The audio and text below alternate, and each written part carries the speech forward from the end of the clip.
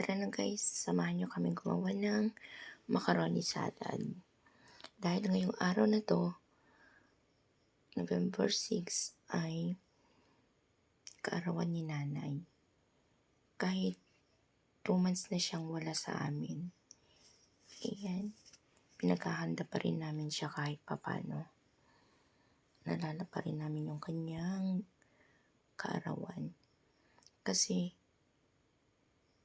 dati guys, pag October pa lang, sa mga katapusan na ng October, tanong na yan ng tanong kung anong araw na, kung anong buwan na. Sasabihin niya sa'yo, malapit ng birthday ko, kailangan ipaghanda niyo ako. Yun lagi yung sinasabi niya pag malapit na yung birthday niya. Kaya kahit wala na siya guys, hindi namin nakakaligtaan na gawan siya ng ipaghanda siya. Kahit konti lang, basta meron. Guys, ito na yung ginawa namin ng macaroni. Macaroni pasta, may fruit cocktail, may kaong, ayan, may raisins, may gatas,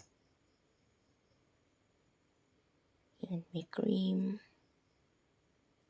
nestle cream, ayan, may cheese, ayan lahat guys, yung pinaghalo-halo namin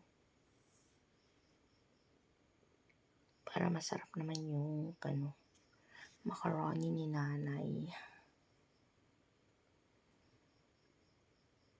Ayan lang guys yung yung mga ingredients ng macaroni salad namin. Siguro yan 1.5 kilo. Kasya na yan guys sa amin kasi kami lang naman ang kakain. Ilan lang kami dito sa bahay. Tsaka isang 1.5 kilo din na pansit. Ayan yung hinanda namin ngayon sa kanya. Yan. Hindi na niya makikita yung handa namin sa kanya. Hindi na rin niya matitikman.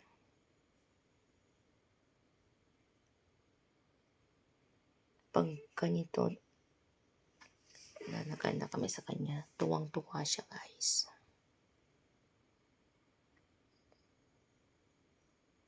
Kasi ito yung mga paborito niya kasi.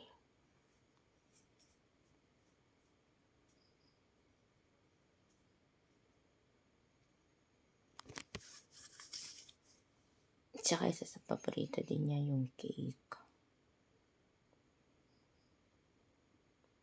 Kaya yan na ang handa namin sa iyo, yung birthday mo. Sana magustuhan mo kahit hindi ka na namin kasama. Alam ko masaya ka na dyan kung nasaan ka man ngayon. Naipag-pray mo kami. Ayan guys. Pag nagustuhan mo ang aking video, please like, share, and subscribe to my channel, Miles. For more video update, please click the notification bell. Thank you for watching guys.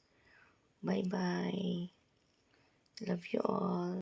See you on my next video upload.